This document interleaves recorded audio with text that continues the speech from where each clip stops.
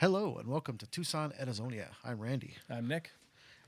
All right, buddy. You got a question? So, first of all, just because he forgot last time, if you're seeing this, like, Thank you. share, comment. I always forget. It's always Do- at the end, and no one makes it to the end. thumbs up. Give us advice. If you see something you hear, like, let us know. If you're like, hey man, that drug out, let us know. We'll try to Yeah. fix things as we go. We want to make it for viewers to watch, Yeah. even if Want it's to like make a it 10 of them. enjoyable. So, on It's our 23 right now, bro. 23 active. 20. That's awesome. Yeah. And hopefully to be 24 after Yay. this one. Dude, I hope so. So, on the last one we just did, we were talking about parenting, Yes. and we talked about advice to give your kid. And if you guys want to see that one, you can watch it. I'm not going to drag too long. I think it's worth it. But yeah, I like parenting stuff. So, and that's coming from two people who are just trying. Like, we're not perfect, So far, we're successful. but yeah, they're alive. But I said I had a question for you, and so my question is, I'm going to ask you the question, then give you the example of what mine is. Okay. That way, it's understandable. Perfect. But I know you've got a lot of advice on parenting, but you get advice on parenting when you're a kid or before you have parents, and you don't get it right away. Like, sometimes Absolutely. it takes some time to click. You're like, oh crap, I should have been doing that. That's right. So, what parenting advice in the moment you were told it affected you and your parenting style the most? And here's the example of mine. So we used to have Sarah Sarah Connor. No. Get in if you want to live. It's Sarah and Connor. I always forget their last name. Sarah Connor's cooler. But she watched Trevin when she had a daycare when she was small. So Mhm. we trusted her. She watched Trevin when he was little. And we would ask her things because she had kids. So we'd ask her questions every now and then. And the weird thing is this advice wasn't even from her to me. It was from her to Jackie and Jackie to me because Jackie repeated it. And so this is third hand still. But in the moment I got it, I was just like, that makes so much sense. Jackie said she asked her, like, hey, how would you do this? And she's like, and I don't even remember what the question was. But she was like, you want the best advice ever? She's like, what? She's like, you're doing it wrong. She's like, what? She's like, it doesn't matter who you talk to. You're going to be doing it wrong. So raise your kids the best of your ability. And after that point, what everybody else said is you're going to be wrong anyways. Because what's right to them isn't going to be right to them. And I was just like, Truth. you are like, that is like the dumbest smart thing I've ever heard. And it's not dumb, but it's like, it's No, the I'm with you, simplest. dude. Like, yeah. And so It's accurate, too. It's extremely accurate. I've been told I was doing it wrong by, like, everybody. yeah, and it doesn't matter. Like, you're laying them on their stomach because that's what the doctor said. Yeah, but what about colic? So then they throw up and then they can choke on their vomit. But then you lay them on their back and then they can. And we went through that, and I think that's what it was, and that's why I said that. Is because I think we were like, hey, how are they supposed to sleep at night? Because he was still little. Like, I think he might have been 1, maybe around this time when this happened, and we were like, how should we be laying him down? Like, is it best to prop stuff around him still because he's still little? He wasn't walking very well yet. He crawl and stuff, but she was just like, you're doing it wrong. I was like, you're right. Like, if you, again, current president, you like him, you don't, I don't care. That's not the point of this. If you look up, Can't What- stand the current president. I know, I love the guy who's going to be in tomorrow, though. but if you're like, hey, if you look up online, what did Biden do wrong? You'll get stuff that says what he did wrong. If you look up what did he do right, you'll get stuff that says what he did right. So But that's all like debatable. and It's all relative. It's just that's your search though. So the way you're wording things matters, and that's how it is with people too. And so that couldn't be more true. so again, the It's all stomach about how thing. you word it, dude. How did you lay down your kids? Stomach or back? And then however they fell. But, you know what I mean? Generally speaking, when they were little, they were laying on their back. Yeah. So Like, that's and what- then they'd roll around or whatever. But generally, they were laying on their back. But I never heard one way or the other. I didn't know that was like a debate. but you'll always get parents that will be like, "Oh, that's wrong." Oh, dude, for that's wrong." sure. And so that advice, I actually took it to heart, and like I do look things up, and I try to fix things that I don't think I'm doing well, even if I might be. I still try to Yeah. fix things. Yeah, dude. So what Because you try to learn and grow about everything. Yeah. So what advice did you get in a moment, and what was that moment that you were like, that makes the most sense about parenting? I've got one that isn't directly that. I'm still trying to think of a better one. So I'm trying to have to replay, and I'm so far past that, I'm having to think in the Wayback Machine Yep. to get back to some of that advice. But kind of what we were just talking about, I'll throw this one out and I'm going to try to think of another one. Okay. Because this one only works for some people, divorced parents. So the one piece of advice, which we've already talked about tangentially when we were talking about dad, is my dad, through his lived experience, as soon as I got divorced, one of the very first things he said after talking through the situation, one of the first things he said was never say anything bad about her in front of your kids. Mm-hmm. Never say anything bad about her to your kids. And they are, love it or leave it, they are half her. He didn't say that, but it's something else that I had a conversation with Johnny, Yeah. and we came to that conclusion. They are half her. Mm-hmm. So I would share this advice with anyone who's ever getting divorced, whether your kids are little toddlers. Like my youngest was still in diapers. Like he was barely, he was walking, but Mm-hmm. like he was still, he was little. So, that made the world of difference to me, Mm-hmm. that my dad didn't do it. He let me figure it out for myself, like how to judge, my mother. But you could easily run your ex into the ground. And I see a lot of women do this. I've known a few dudes to do it. Your mom did it. So, Oh, dude, for sure. But like in my personal in-person experiences, and I'm not trying to make this like a man versus woman thing, but in my experience, I've watched more single mothers run their ex into the ground with their kids standing right there than men. And I know a lot of divorced people on both sides of that, like men and women, and the dudes, generally speaking, didn't talk about their ex around their kids. Mhm. And I shared that advice with all of my divorced friends. Like, don't do that. Because you're tearing down half of them. Mhm. And even though your kid may not understand that right now, they're going to understand it someday. They're going to understand, and I watch, so like my brother and sister-in-law, they lost their kids a long time ago to my in-laws.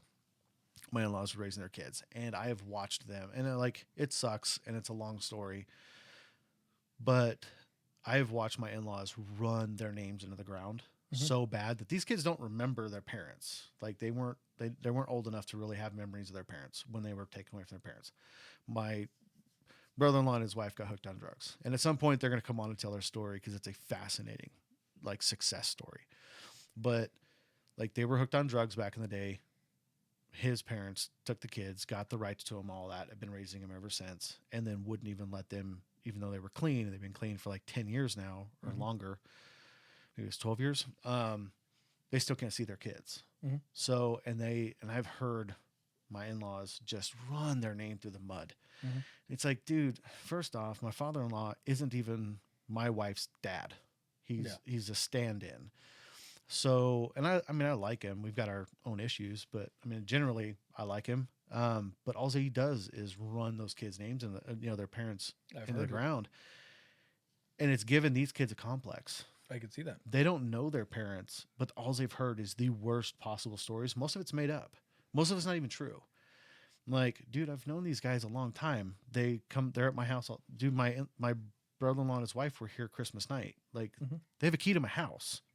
Yeah. They are very, very different people than what you knew them a long time ago as when they were addicts. They haven't been addicts in a long damn time, but you still have their kids. Yep. And I've seen stories of people talking about their parents in parenting videos, and that's actually something that has came up. And I don't remember if it was dad or mom, but they were talking bad about the other one, and literally they were like, it made me feel like he hated half of me or she hated half of me. Exactly. And it grew into resentment until they knew better. Yeah, but dude, there's a lot of road between knowing and not knowing. Yeah. That's where terrible decisions that change your life happen. That's what happened to me. Yeah. And I own my decisions. I own my mistakes. I But blame them on other people. looking back on it, I know where it stems from. I know the root of all of it. Yeah. Now, I made those decisions, and I'm not blaming someone else for making my decisions. No one told me to do drugs, sell drugs, or any of that. I did it. but I know my lack of understanding about certain things and my lack of like faith in myself. Like, dude, I had zero self-esteem until I like my late 20s. Yeah. Like, no self-esteem. I pretended very well, but I did not have any belief in myself. Like, I second guessed every decision I ever made. I second guessed everything. And now I'm at a point where I second guess very little. Yeah. Like, I'm very confident in myself now. And most of that stemmed from confident in abilities. Like, And I see that come through in Daniel, because Daniel does not care what other people think, Nope. and that's the start to it. I'm not saying he's there. yeah, but dude, But- he's on such a great path, man. He is. Like, and I'm that it makes me so proud as a dad. Like what you just said, like that just filled my chest with pride hearing you talk about my kid that way. Yeah. Because you see it. Like, and I can only take credit for so much of that. Yeah. Like, but at junior high, he started wearing a pink Betty Boop hat to school. I was like, kid, you're going to get roasted alive. And he was like, I like the hat. I was like, okay. Yep. Never once came home boo-hooing, oh, people picked on me. He still has the hat. Mhm. Like, I mean, he's got 1,000 hats. I've seen it. But yeah, like he's grown, he's 19, dude, and he still wears a hat sometimes. Yep. I mean, with his big, giant Bee Gees hair, it doesn't really fit. He's going through a phase of he wants really big 70s hair. And he's pointed at the Bee Gees and said, I want that hair. So eventually he's going to have it all feathered up and stuff. He's just, he's his own dude. And he doesn't care. Yep. Like, he truly doesn't. And he hasn't for so long. Like, I think around 13, he was like, I don't care. And he got bullied a lot as a kid. Both of my boys did. And it broke my heart. Because I'm like, God, they're just such big-hearted people. And they still are. Yeah, they are. And I'm so proud that neither one of them lost that. I lost that. Like, now for like you and like friends and family, Yeah. I've always had the big heart. But outside of that, I was just a devilish person. And it's one of those things I have to live with. And this is stuff I've been thinking about a lot lately, is like regret and like coming to terms with some of those decisions that have been kind of popping up in my mind. And so I'm an introspective person, and that stuff comes up when Yeah. you're looking back and like, man, where can I make better decisions? Like, where can I make less inappropriate comments that you don't think, like, you just like kind of speak out of turn. You're not meaning to hurt anyone's feelings, but you say something and then you see someone over here is like, you hurt their feelings. You're like, damn, man, like, why did I do that? Like, so you're just trying to find ways to learn. And I'm Mhm. constantly trying to figure out ways to make myself a better person. Yep. And that stuff comes up. But then when I look at him, I'm like, dude, like, I wish I could go back and be in your same position Mhm. at that age. Like, there's a lot of things he can't figure out for himself, Yeah. but there's so much about him that is leaning towards the road to success Mhm. in just the fact that he's not getting caught up in what other people have to say. Yep. He's got his opinions, he's got his thoughts, and he's willing to listen. He's willing to learn. Yeah. So he doesn't have that big ego of like, no, I know. I know. No, Richter has that. The way like- and it's both of them, but it's more so Daniel. So I'm not talking bad about Richter. Richter, if you hear this, just so you know, I love you, you're- kid. Yeah, But you're very argumentative. That's true. But you're a great kid too, and I see this in you. It's just developed more in Daniel. But they love my kids. Like, I dude, bring them yeah. over here. I mean, we went to what is that called? The lights here. Oh yeah. Why can't I think of the name of it? Winter Haven. Winter Haven. So we went to Winter Haven. Yeah, here in Tucson. Here we got this community. All put big up part lights. of town with hundreds of houses that So- are all lit up. We walk through with the kids, and Daniel's running around playing with my kid, and like, I love to see your kids play with my kids. Dude, he's gonna be such a good dad. It kind of sucks that they're so far age apart, but that's just our lives. Like, Yeah. that's just where we were at. So Yeah. it is what it is. I started very young. But like, I love seeing that because he does have a huge heart. So yeah, Richter, and seeing Richter's got a huge heart, but he guards it. And that- that's where all this comes from. And because that's where I was, I can see it. I know what's happening. yep. Like, I You were in understand it. more of a Richter spot. Exactly. Yep. And now I'm where Daniel is. Yeah. Like, but I didn't get there until I turned 30. Yeah. So it's only been 10 years of me becoming that person. But a lot of life changes had to happen for that. A lot of it was killing my ego Mhm. and being alone a lot. So I mean, I was working on the road all the time. So I was in hotels just by myself for a week at a time, every week. So I was home for weekends. So, and I did that for a lot of years. So being alone that much with no one around you, no one you know, you think a lot. And you it know? eats at you. It does. Oh, dude, like I drowned my feelings in Heineken for like 6 months until I just became a fat slob. And then, like, talking to you, you were one of the few people I ever talked to. Mhm. It's like just talking to you on the phone for like an hour or whatever, and you were trying to get in with Border Patrol. So then you started talking about the physical fitness and stuff. And I was like, damn, I used to be physically fit. And then I started hitting a treadmill, and then I got back into the gym and then started lifting again. And I used to lift competitively, and then I stopped because I was on the road all the damn time. Now I've got a home gym, and I get to use it like 3 times a week. but like seeing seeing the growth I had to go through and the decisions I had to make to get to where I am, seeing my kid at like 14, 15, 16 already there was like, oh man, like how did I not have that roadmap? Like what? And then I start looking, I'm like, well, his life is very dissimilar to mine in a lot of ways, but having a single dad was similar. Like some of our stuff overlaps. But your dad and you were in a much different situation. As Oh, well. for sure, yeah. And though I'm not a fan of some of the girls you dated, Me neither. Fair. You didn't really bring girls around No. them, and you had a situation where your dad brought around LaDonna, and that was terrible for everybody. Well, and the involved, chick in my chick opinion. before LaDonna. What was her name? I remember her briefly. Yeah, he was with her for a couple of years. She was the first woman he ever brought around that was like super abusive. Because that's the other thing. Like I was being abused as a kid, and my dad had no idea until much later. But like that Jennifer. Okay. So yeah, he dated this chick named Jennifer for a couple of years, and she started just like staying at the house all the time, and she'd lock us out of the house until he'd get home.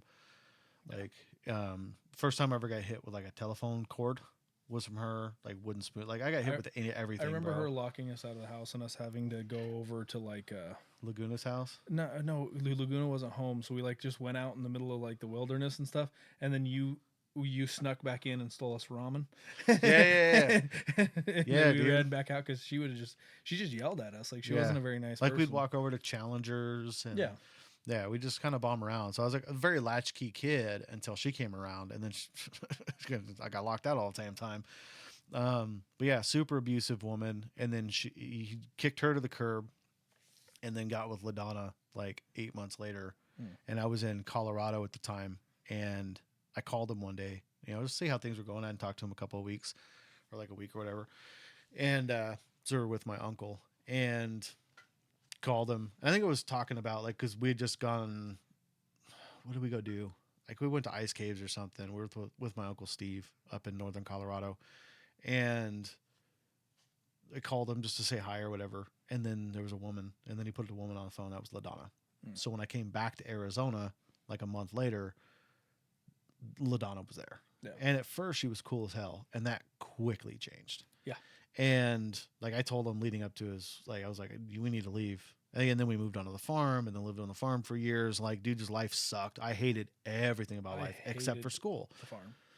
I hated it was fun, but dude, looking back, like I wish today I owned a farm, but at that time I wanted nothing to do with the farm, and I got like muscled into mucking stalls and baling and running tractors and all that as a teenager. I'm like, this isn't what I want to do. Yep. Like, so, I'm one of the few people I know that was running bulldozers and harvesters at 14. Yeah. But like that aren't actively farmers in the Midwest or whatever. But just a Tucson kid, dude, driving a combine was. I mean, it's cool looking back on, but it sucked when it was going on. So, I tell you, my kids are like the one thing that makes me emotional a lot. Like, I get emotional occasionally, but I saw a video and I wanted to tell you about this, but I was going to tell you anyway, but we're kind of on the subject. So, yeah. I saw a video of, it was like a dad got home, asked the wife how the day was, and it shows the hecticness, and like it's like she's explaining it, but it just shows the videos. Yeah. And it's like, Mommy, I can't sleep. And so the mom goes into the bedroom with the daughter, and then the two daughters are sitting there fighting and stuff, and like just one daughter spills food on the ground, and it's a piece of cake, And I don't. There was other stuff too, but and General chaos with he's the like, "Oh, I'm kids. sorry you had a rough day, honey," you know. And then he goes into the daughter and he's like, "Hey, how was your day?" And she explains the same damn things, but so different. And it's so amazing to see how your kids perceive things because your dad always thought we had fun on the farm because we had fun. Yeah, we But found fun.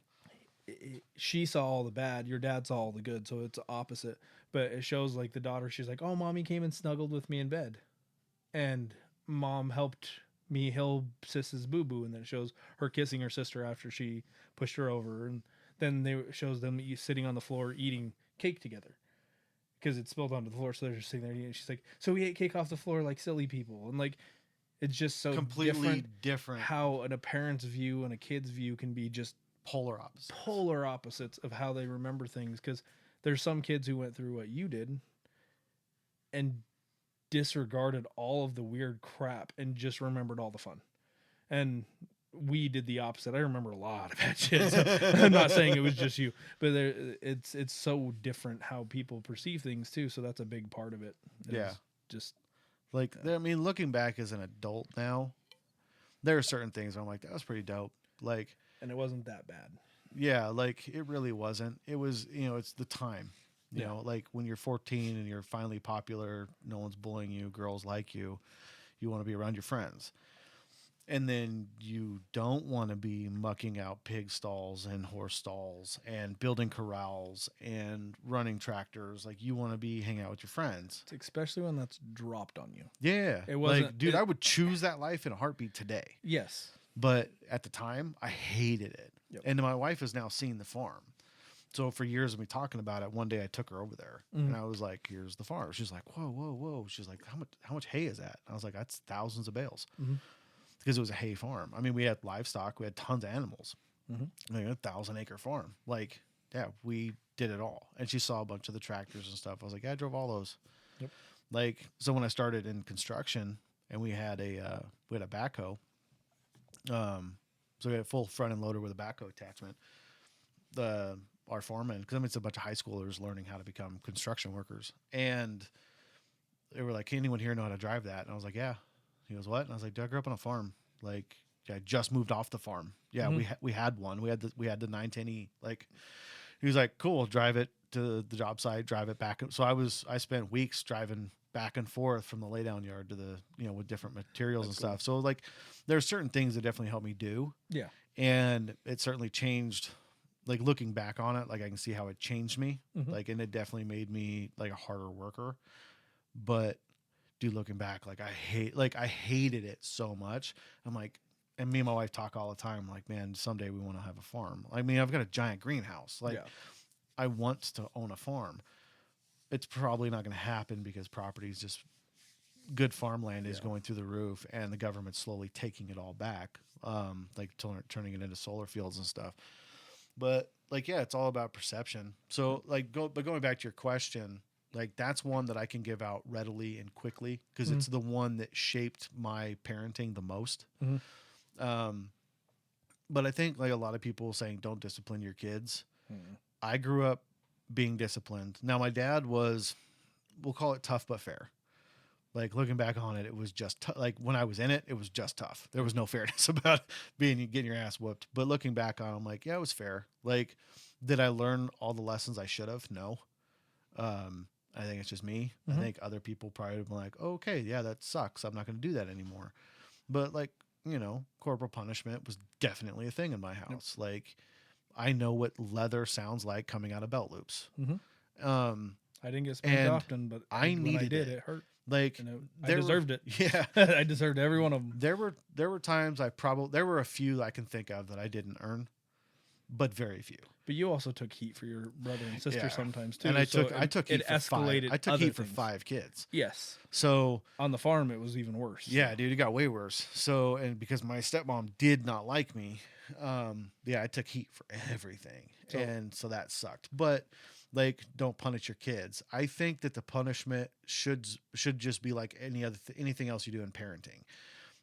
Like, don't let people tell you, oh, you shouldn't punch your kids. You shouldn't do this. You shouldn't do that. No, I think that you should do what I mean, if for a reasonable person, we're talking about reasonable people, not Yeah. psychopaths. Not Like, abusive. yeah. I think that the punishment should suit the crime in whatever way you think of. Okay, sorry, I had to talk through this to try to figure out exactly where I wanted to go with it. Because I'm like, Yeah. so you should, damn it, and I just spoke and lost my train of thought. Like, you should figure out a way to do it that makes sense and don't listen to whatever the people have to say. For instance, one of these times, I wish I wouldn't have just lost part of my train of thought here, but one of the times my kids were little, I mean, I was already divorced, single dad, and my boys thought it was funny to smack people on the butt. And sometimes it was. And then they didn't stop doing it. Yep. And I would smack their hands. I said, put your hands out. And I'd smack the top of their hands. And that hurts. And my dad used to do it to me. I do it to my kids sometimes. And like, they'd get the message for all of 10 minutes and then they'd go back to doing it. So one day they were doing it to each other. And I'm trying to remember this properly. I think Daniel smacked Richter too hard and he hit him on the lower back, not on the butt. And so now Richter's crying and he's like, I'm so sorry, you know, doing the big brother cover up. And Stop crying or we're both in trouble. okay, here it is. I just found it again. Sorry. Never punish your children when you're mad. Correct. That's the one that I will, like, if you're divorced, never say anything bad about the other parent in front of your kids. Vent that shit to your friends when your kids are with your ex. Don't traumatize your kids like that. It's not fair to them, and you're going to regret it. I promise you're going to regret it. As a grown-ass man who doesn't talk to his biological mother and hasn't had a relationship with her in over 30 years, trust me, you don't want to be that parent. It would break my heart if my kids wrote me off like that. But the one for all of you parents, never punish your kids when you're mad. Mm-hmm. Don't do it. You're going to regret it. People need punishment. There's a reason prisons exist. Don't do it when you're pissed. Be pissed. That's fine. There's nothing wrong with being mad at the situation. In most cases, you can't help how you respond emotionally. You can stop yourself from doing something you're going to regret.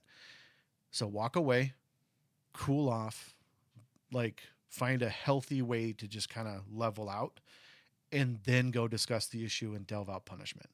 So my dad delved out punishment, pissed once or twice, and regrets it to this day. So in the moment, the smacking, I was pissed, like truly pissed, and knew I couldn't smack his hand because I would have hit him too hard. So in the moment, I knew I was pissed. I knew I couldn't punish him pissed.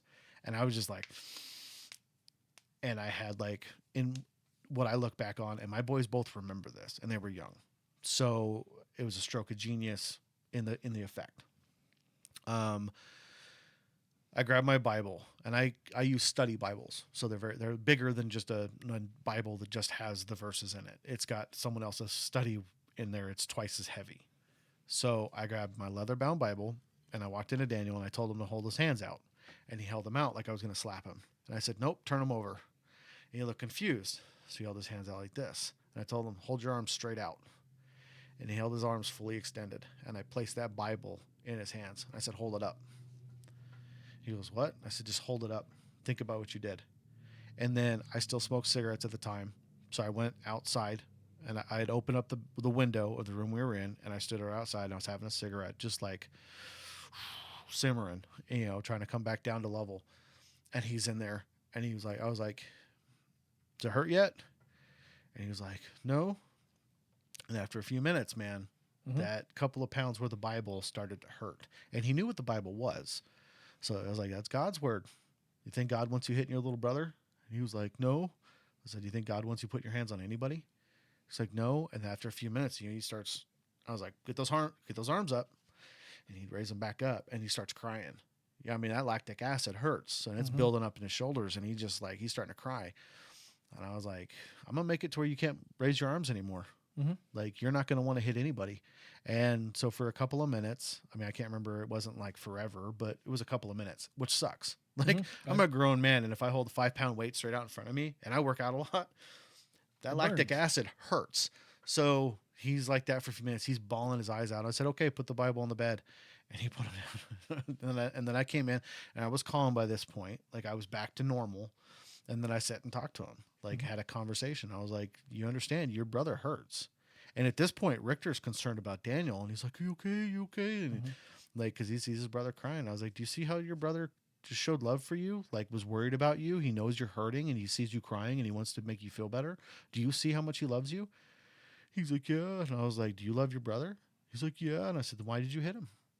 Like, it's not games, man. So like that I'd see that's my dad has said it and it didn't like it made an impact, but it didn't really make an impact until I felt it. Yeah.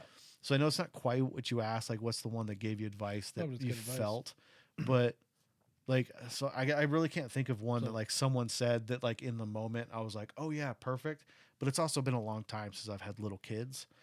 So I'm sure there was one that made an impact right away, but those are the two things that I think impacted me the most that like stand out for me. Like I can remember standing there making them. So yeah, don't punish your kids when you're angry. Go away, calm down, tell them to go to their room, and then you just chill, and then talk to them. Like I haven't had to like punish my kids in. I can't remember the last time I had to spank either one of my kids or slap their hands or anything. It's been well over 10 years, like for sure. But I talk to my kids. Now I chew my kids up and down, like when they screw up. And unfortunately, I haven't had to do that in a long time either. Like it's probably been like 3 years since either one of my kids have had like a real good ass chewing. Daniel got one the other day, but that's the way he's treating his car. So the same but different. Yeah. On this topic, the other day, this happened. It's a Friday, and have you had a moment yet? Because this is like the big joke with people. Oh, I don't want to turn into my parents. I don't want to turn into my parents. Like, I've never been worried about that. Has there ever been a moment? I have been. Not that I would actually do that, but different. Just, I love that you. Sorry. I love that you drop these in, dude. That's 2 in a row. Jack. No one has no idea what we're talking about, but you drop those in. That's 2 now that you've made a comment that I'm just like, oh my god, this is too funny. Jackie and her dad are fighting. I'm not getting into that, but she made a comment. I think it was either yesterday or the day before about how she was just like, it was like one of the worst situations ever or something like that. Like it was just a dramatic statement. It wasn't like she really meant that. Yeah, just you know what like I mean. And I was like, over the top, rather venting. I think I just said like rather have your dad, and she was having a serious moment, and she lost it laughing. And I was like, my bad, like, dude. Sorry, continue. Oh, man, but you hit me with 2 of those now that I'm just like, oh, that was funny. That was so funny. With no context, you don't understand why it's funny. Oh goodness. Damn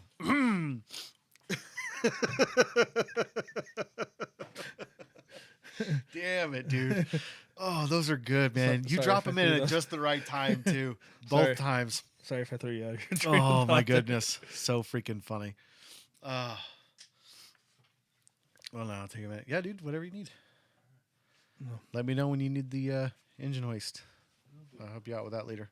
I'm not. Just take the center bearings out. Okay. Get the CV axle loose. Okay. He's working on his Hot Wheels. Yeah. Just kidding. It's very technical stuff. Yeah. You see, you need this. 23 millimeter socket. Yeah, just for the wheels on the Hot Wheel. All right, buddy.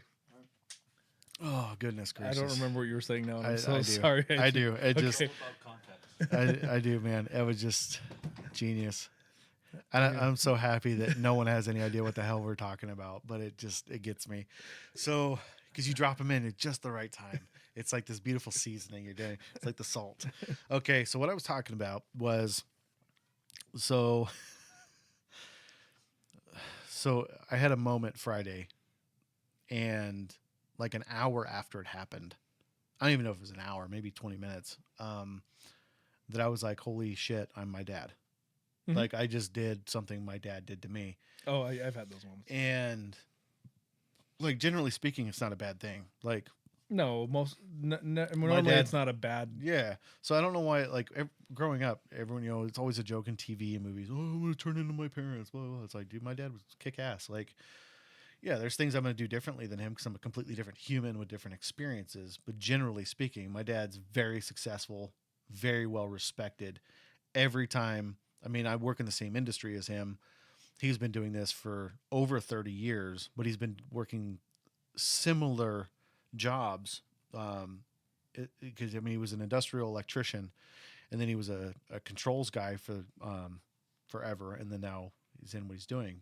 But for 50 years in this town, like almost 50, I'd say like 45. Sorry, so about 45 years he's been working his ass off in this town, and I hear his name all the time. Mhm. And when I show up at places that I've never been to, people will mention like, "Oh yeah, Ryan." I'm like, "Oh yeah, dude, that's my dad." And they'll be like, "He's such a good guy." Mhm. They'll be like, "Oh, dude, Ryan's your dad." Like that carries weight. Yep. And it has thrown me off my entire career. So for 15 years in this town, like I show up and be like, they'd be like, I'm like, "Oh yeah, I was like, Ryan, I know Ryan was here the other day." I'm like, "Yeah, man, he's such a good guy." And I remember the first time I joked about this, I was at a place called Apriya Healthcare. We don't have it anymore. They don't even have that building anymore. But I showed up and I was talking to this guy named Chris. And this guy, Chris, his brother was a guy I worked with at GCR Tire. Hmm. And he was a really good friend of mine. But my buddy had moved back to New Mexico. So I'm in there. I'm like, "Oh, you're Chris?" He's like, "Yeah." And I was like, "Dude, you look just like your brother." He's like, "What?" I was like, "Yeah, I worked with Adrian for years. A great dude." He's like, "Oh, right on." And I was like, "Anyways, what's up? What's broken?" He's like, "Oh, Ryan, he was here the other day." And I was like, "Yeah, he was telling me about that." And he's like, "Oh, okay, yeah, you know him?" And I was like, "Kinda. He's my dad." And he was like, "Oh, dude, he's such a good guy. Mhm. Like he's so awesome." And I looked at him and I was like, just once I'd like to hear someone call him an asshole. And that was the same response he had. In my entire career, no one's ever once said a bad thing about the man. No. So I'm like, that matters to me. And it brings me pride when someone else, like when I hear it in reverse. When someone, my dad's like, "Oh yeah, man, I ran into so and so. They said hi. They were just singing your praises." Like, it's the healthy kind of pride. Like, I Yeah. take pride in what I do. I take pride in my career. Yeah. I'm not too proud to admit when I'm wrong or when I screwed something up or when I cost someone money. Like, I own my mistakes, but I do take pride in what I do. Yeah. So, anyways, back to my point.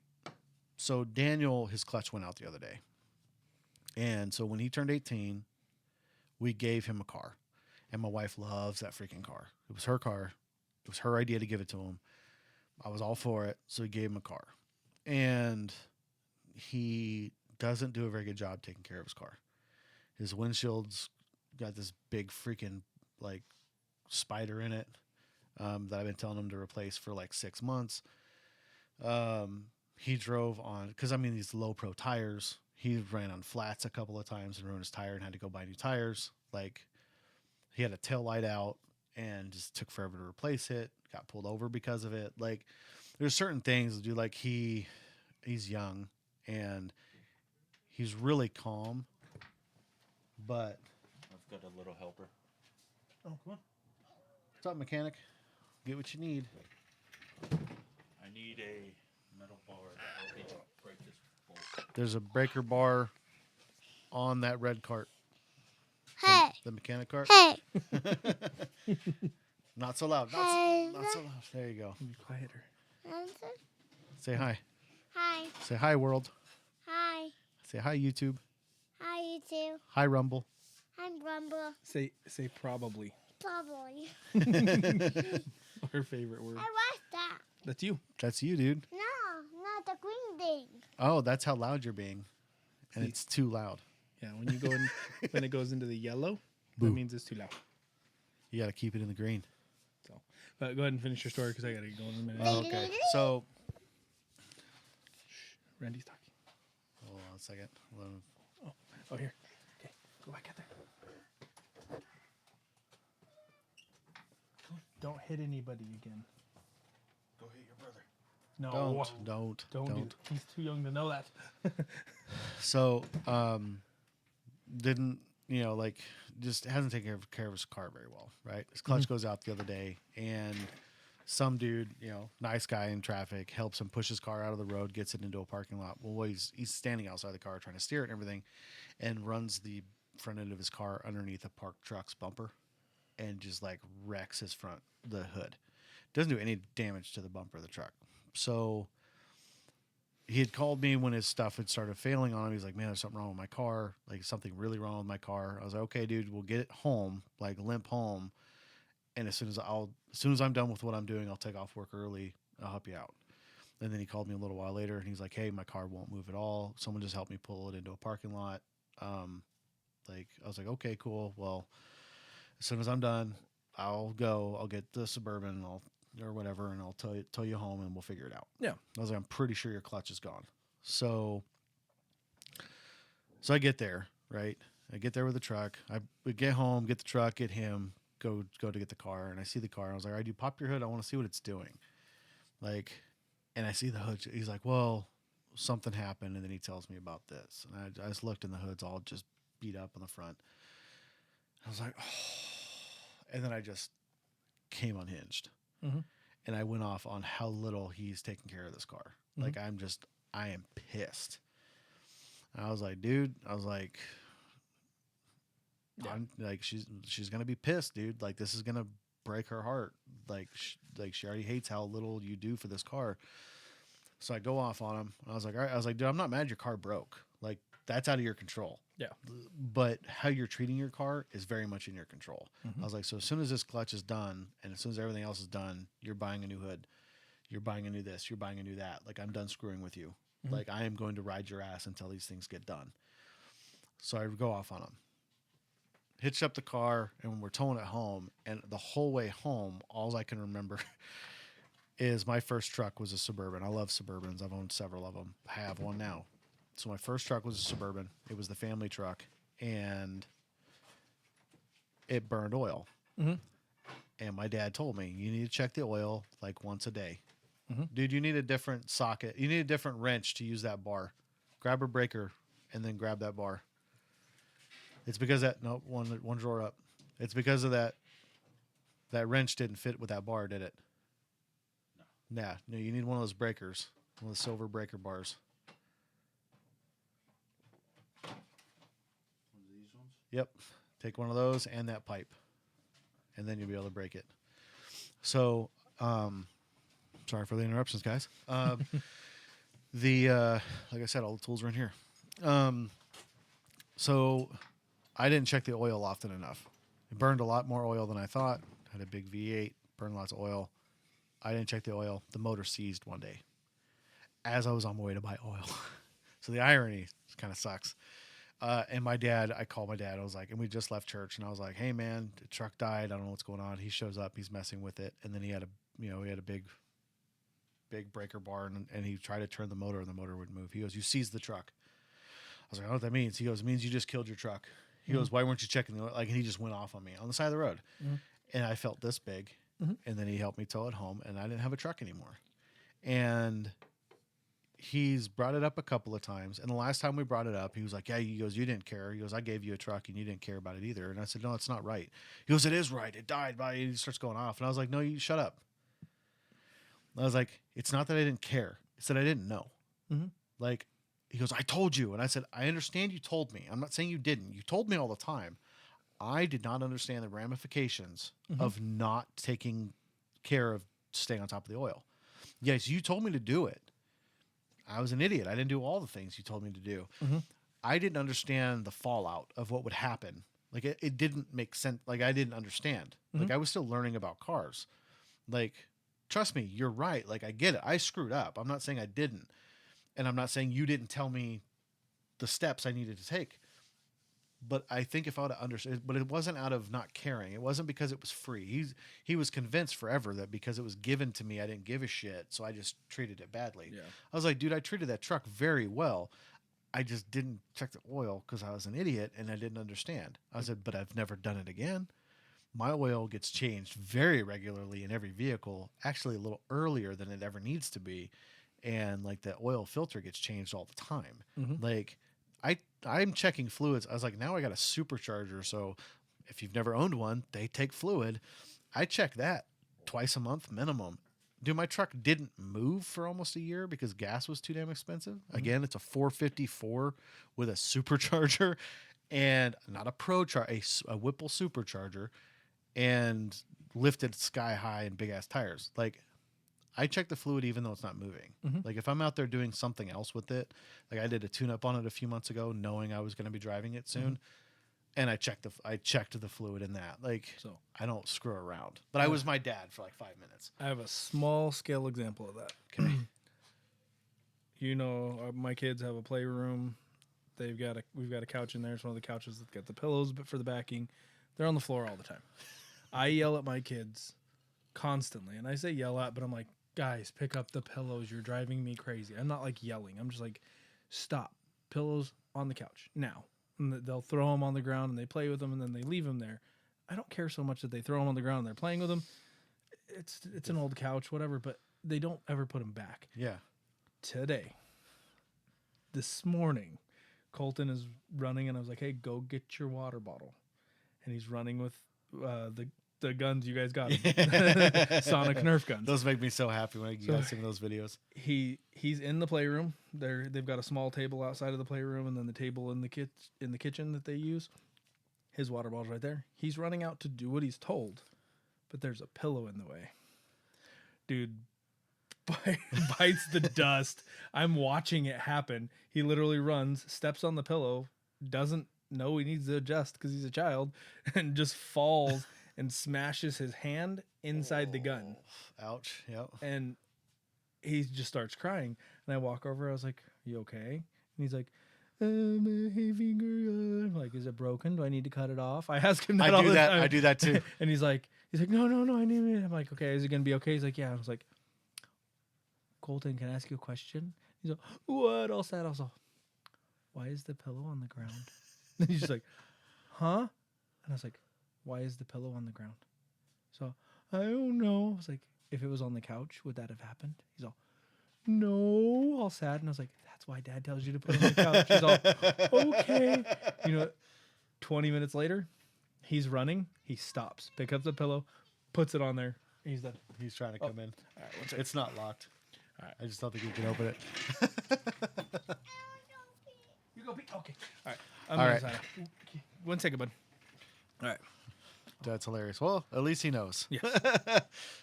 Clean up after yourselves, kids. Yeah, there wasn't necessarily meaning this to be a full parenting video, but that's just kind of the stuff that's been on my mind. And these were fun. Say bye-bye, YouTube. Bye-bye, YouTube. Say bye-bye, Rumble. Bye-bye, Rumble. From Tucson, Arizona, I'm Randy. I'm Nick. You Nick? Yeah. What's your name? Colton Gail Peterson. Colton Earl Peterson. All right, good night, Earl. Good night.